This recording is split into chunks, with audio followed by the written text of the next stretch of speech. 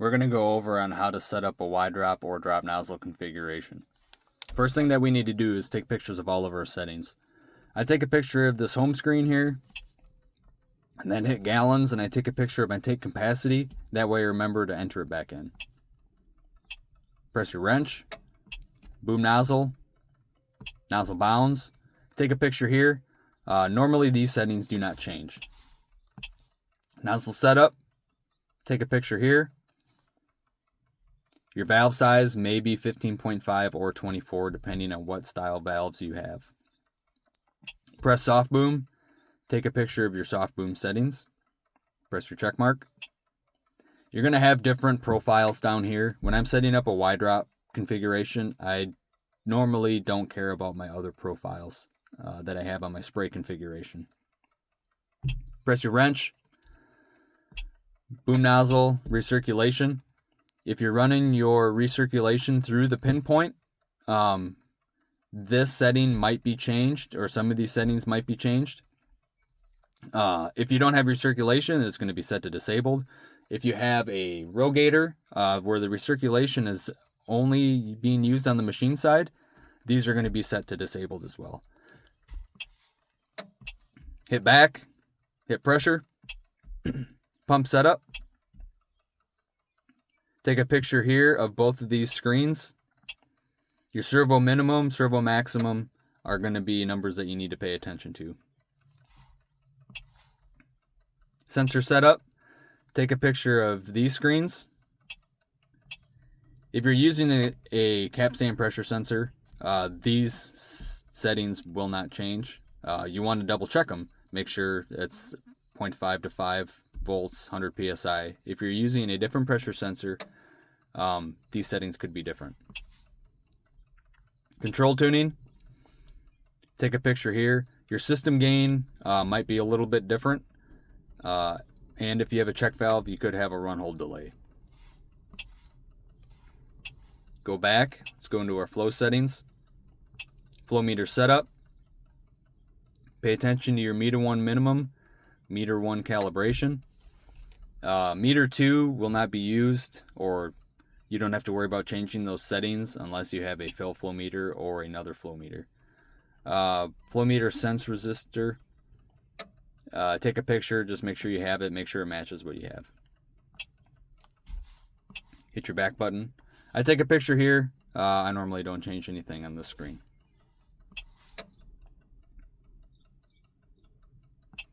We didn't take a picture of our control tuning. Make sure you take a picture of your flow meter system gain. That's about the only thing that changes on this screen. Normally.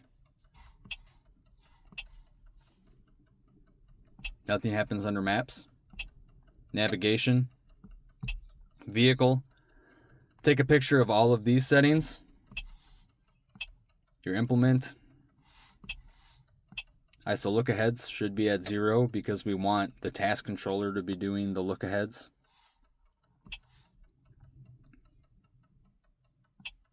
GPS settings. Nothing really changes under compass. Nothing really changes under gyro.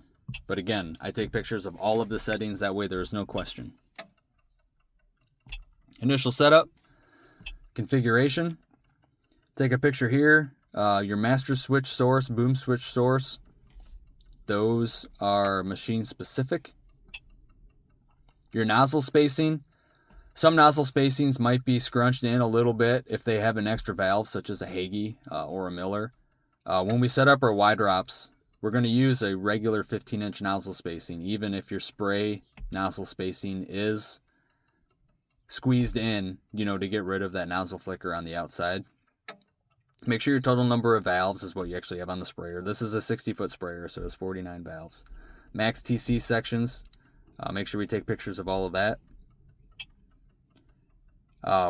After we take pictures of all of these, we're going to hit our back button, hit VCM setup, and take a picture of all of the different VCMs. So I have 6 VCMs and they're wide on the boom. So I'm going to take a picture of 1A, 1B, 2A, 2B, 3A, and 3B. When I get done taking pictures of those, I'm going to hit my wrench. Initial setup. Configuration. And at this point, we have taken pictures of all of our settings. We're going to go down until we see machine configuration. And we're going to save a configuration. You may have one saved already for this. And if you haven't made any changes since you saved it, you don't have to make a new one. But it's always good practice to just make a new one if you're not sure. So hit new configuration. And I'm going to name this one 5/19/26. Well, I'll name it spray. That way we know if it's a spray profile, a Y drop profile, a rear boom profile. It's just easy to keep track of them. So I'm using yesterday's date. That way I make sure that I delete that one because it's going to be older than the one that I actually made today. Just for this instance. All right. So after we saved it, I'm just going to go ahead and activate it. That way I know everything's saved. It does save it when it does it. It takes a couple extra minutes. That way you know that you actually save it. Don't hit delete because if you hit delete, it's going to delete it. And as long as you're in that configuration, you can resave it without an issue. But if I was to go in and hit one of those other configurations that I had made and I hit delete, it's gone. There's no setting that says, are you sure you want to delete? It just deletes it. So make sure you're very conscious about what you're pressing. So we should be booted up back here again. We're going to come back in, hit a wrench, initial setup, configuration. We're going to go down. We're on our spray profile that we made for today.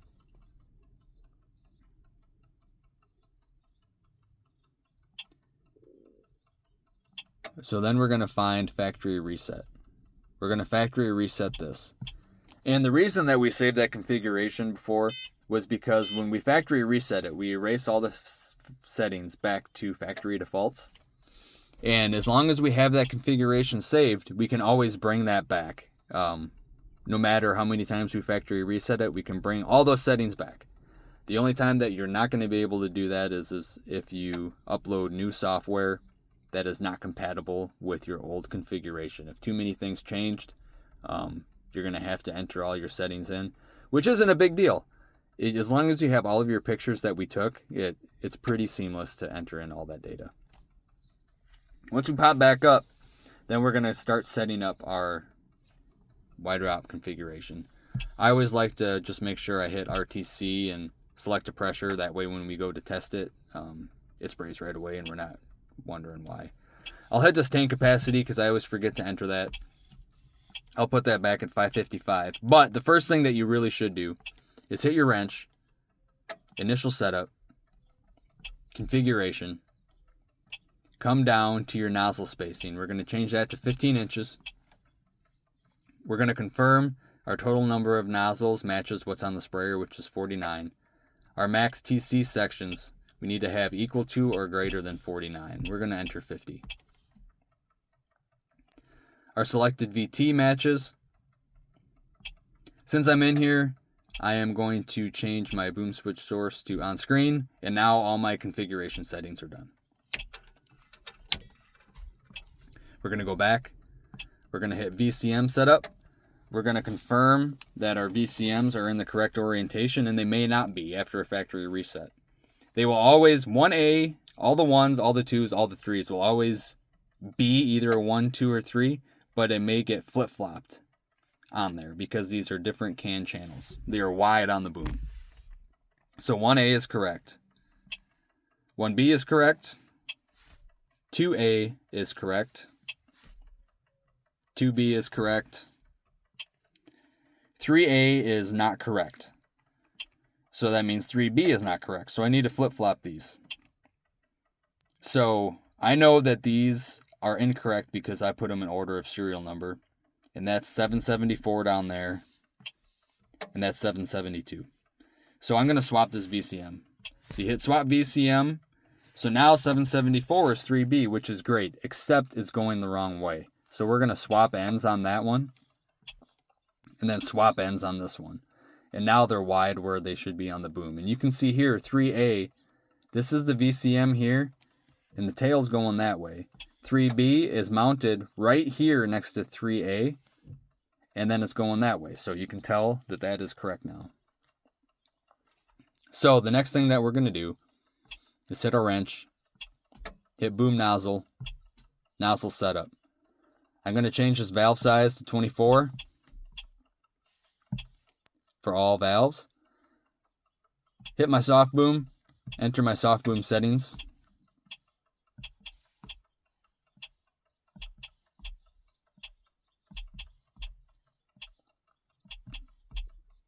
After I have my soft boom settings entered, I'm going to hit my check mark. All right, so now we are going to make our wide drop profile. And how we're going to set this up is we're going to say it is we're going to hang them on 60-inch centers, but we're going to pull from 2 valves. And we're not going to have a drop in the center of the sprayer. I'm going to turn this one to off, off, off, all the way down the boom. So when these are hanging on there, I'm going to hang it on 3, but it's going to pull from 2 and it's going to pull from 4. And then I'm going to hang it on 7 and it's going to pull from 6 and it's going to pull from 8. You want to make sure that they're always set to off and not off TC visible. So that last one is on, so this one needs to be off. Bear with me, we're going to do the whole boom.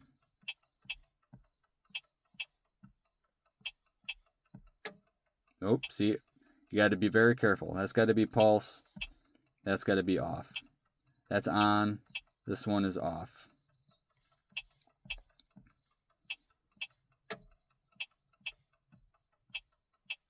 It's very easy to screw it up. And I'm sure that I hit off TC visible somewhere in here, and we're going to go through and double check just to make sure that they're always set to off. Off TC visible means that the task controller can still see it, and we don't want it to see it. All right, so we're going to go through all of these. We have off, pulse.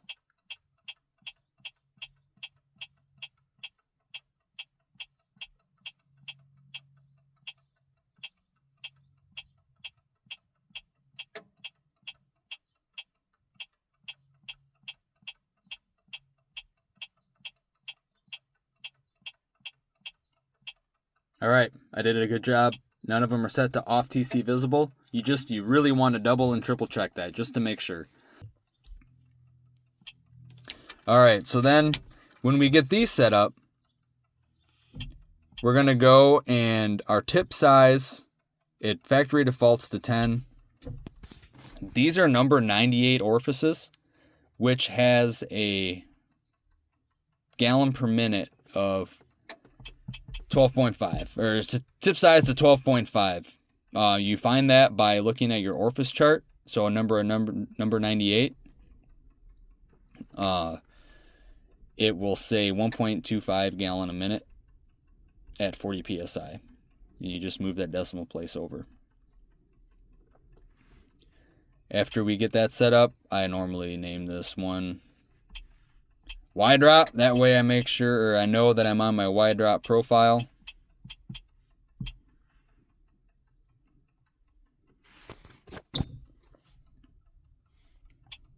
All right, now we're going to enter in all our settings again. Nozzle bounds, nothing changed in here. Nozzle setup, we did all of that. Recirculation, I had this set to manual.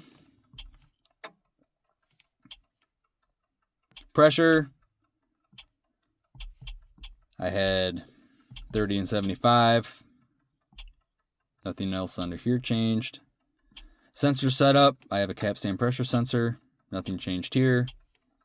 Control tuning, this was at 1.4. My run hold delay was at 1500. We're going to go under flow meter setup. My cal was 1480.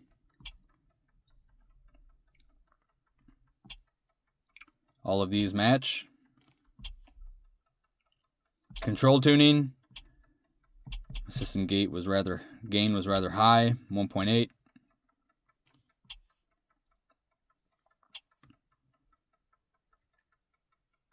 Nothing under maps. We're going to go under navigation. Vehicle. Nothing was changed on here. Implement. My boomer head rear axle was 174. My ISO look aheads, those were 0. GPS is 54. GPS ground height, I believe on this sprayer was 126. GPS is matched up. Nothing changed under compass. Nothing under gyro. Hit my wrench. Initial setup. Configuration. I just want to make sure that these are all right. They appear to be. You want to make sure, so my nozzle size was a 12.5. I can select 12.5 down here. Anything I select on this screen is going to override what I did in my nozzle setup. Orifices always don't have a round number. So I like to do it underneath nozzle setup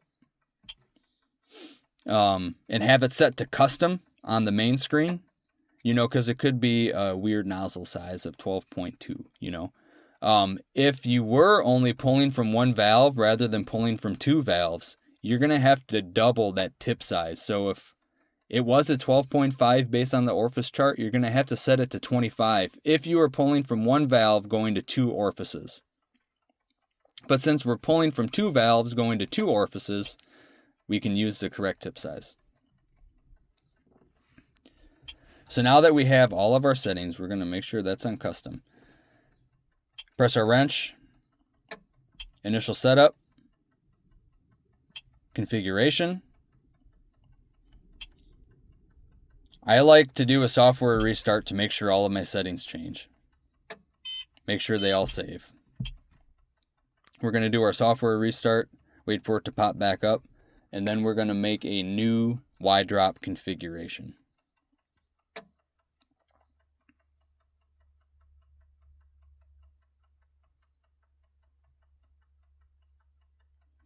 You can see our VCM memory, nozzle memory.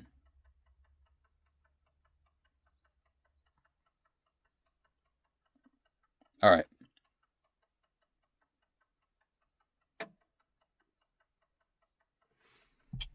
A wrench,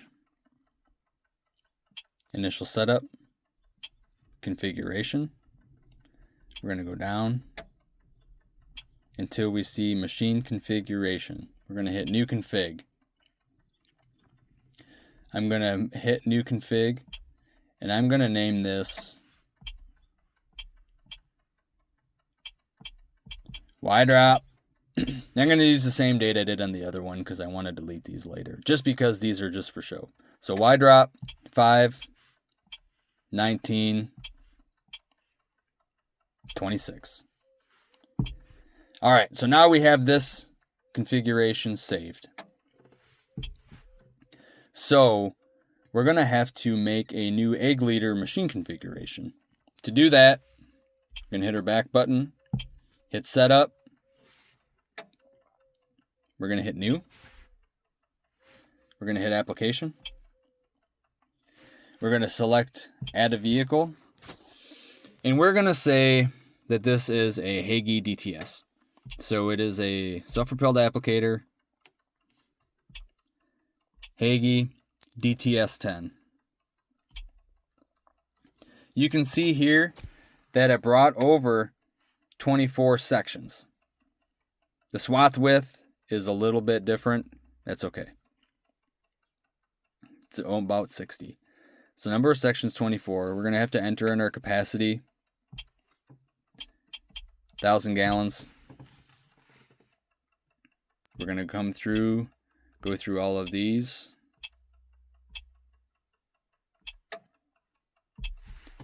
All right, so now we made our new sprayer. We're going to hit application, and we're going to double check that everything is okay. So this is my actual wide drop configuration. We're going to go on the DTS-10, and I'm going to show you what it looks like. We're going to do, let's do the home middle. We're going to be wide dropping 32 in ATS. Start new event.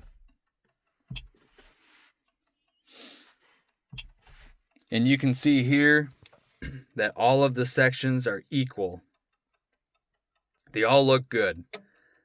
I can go and show you what a wide drop configuration looks like that is not compatible with the task controller. So to do that, I'm going to, bear with me here. I'm going to hit initial setup configuration, and I'm going to go to my wide drop bad configuration. And what I did was on that one, instead of going every other nozzle, I started off with 2 on and then 1 off, 1 on, 1 off, 1 on, 1 off, all the way down the boom. But because it was unsymmetrical, it didn't pull it over quite right. Sometimes it does. Sometimes if it's unsymmetrical, it will pull it over. It's still a mystery sometimes. But if it's symmetrical, it will work every single time. So here, I'm going to show you what it looks like. So here I have 2 on, 1 off, 1 on, 1 off, all the way down the boom. And then the last 2 are on again. I know this doesn't work. If we set it up to have 2 off, 1 on, 3 off, 1 on, that does work, and that is a normal 60-inch drop setup.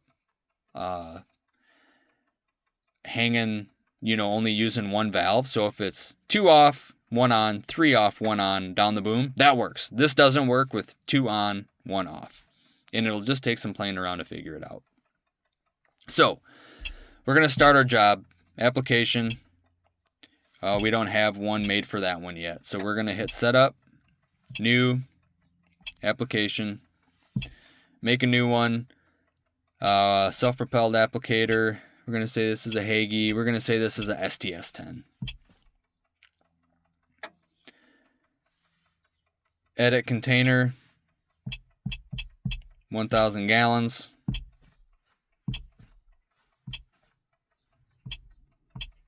And sometimes you do need to restart the egg leader for it to recognize the configuration. So I should have restarted the egg leader before I did that. For the sake of the video, I'm not doing that. So we're going to start a job with the STS-10. We'll do home 5 acre this time. 32 in ATS.